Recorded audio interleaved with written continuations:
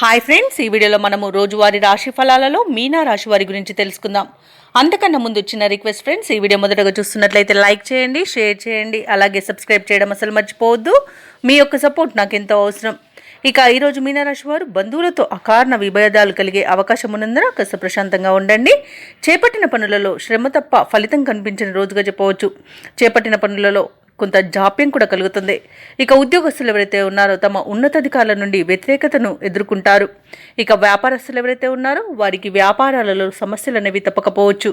ఇక ఈరోజు మీనరాశి వారికి స్వల్ప అనారోగ్య సమస్యలు బాధించే అవకాశం ఉన్నందున ఔషధ సేవనం చేయండి. తగ్గకపోతే వైద్య సంప్రదింపులు చేయడం మీకు మేలు చేస్తుంది. అలాగే డబ్బుల విషయంలో జాగ్రత్తగా ఉండండి. విద్యార్థులకు విద్యా నష్టం, ఉద్యోగులకు ఉద్యోగ నష్టం అనేది కనబడుతుంది. ముఖ్యంగా ఉద్యోగస్తులు లంచాలు తీసుకునే విషయంలో జాగ్రత్తగా ఉండండి.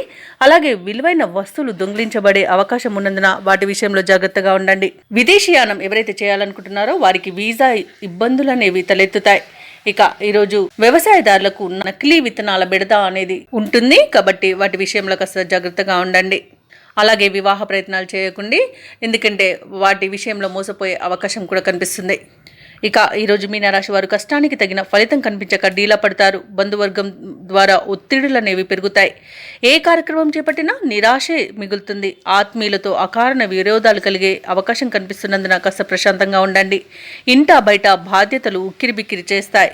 ఆధ్యాత్మిక కార్యక్రమాల్లో పాల్గొంటారు. దేవాలయాలను సందర్శిస్తారు. దేవాలయాలను సందర్శించినప్పుడు మీరు ముఖ్యంగా గుర్తుంచుకోవాల్సింది మీ ఇష్టదైవం యొక్క ఆరాధన అనేది మీకు మంచి చేస్తుంది కాబట్టి తప్పకుండా దిశగా ప్రయత్నించండి. ఆర్థిక పరిస్థితి కొంత గందరగోళంగా ఉంటుంది. అలాగే ధనాదాయం అంతగా సరిపోనందువలన రుణదాతలను ఆశ్రయించాల్సి వస్తుంది. నిరుద్యోగులు ఎవరైతే ఉద్యోగ ప్రయత్నాలు చేస్తున్నారో ఆ ప్రయత్నాలలో అవంతరాలను ఎదుర్కొంటారు. వ్యాపారస్తులు ఎవరైతే ఉన్నారో వారి యొక్క వ్యాపారాలు సాదాసీదగా సాగి స్వల్ప లాభాలను మాత్రమే దక్కించుకోగలుగుతారు. ఇక ప్రభుత్వ ఉద్యోగస్తులు ఎవరైతే ఉన్నారో వారు మరింత అప్రమత్తంగా బాధ్యతగా మెలగాల్సిన రోజుగా చెప్పవచ్చు. ఇక రాజకీయవేత్తలకు, కళాకారులకు కొన్ని వివాదాలు చికాకు పరుస్తాయి. ముఖ్యంగా మహిళలకి మానసిక ఆందోళన తప్పకపోవచ్చు.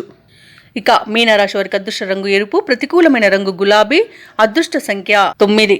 ఈరోజు మీనరాశి వారు నవగ్రహ స్తోత్రాలు పఠించడం, అలాగే శ్రీ సూక్త పారాయణం చేయడం మీకు ఎంతో మేలు చేస్తుంది. అలాగే పనులలో వచ్చే ఆటంకాలను తొలగిస్తుంది.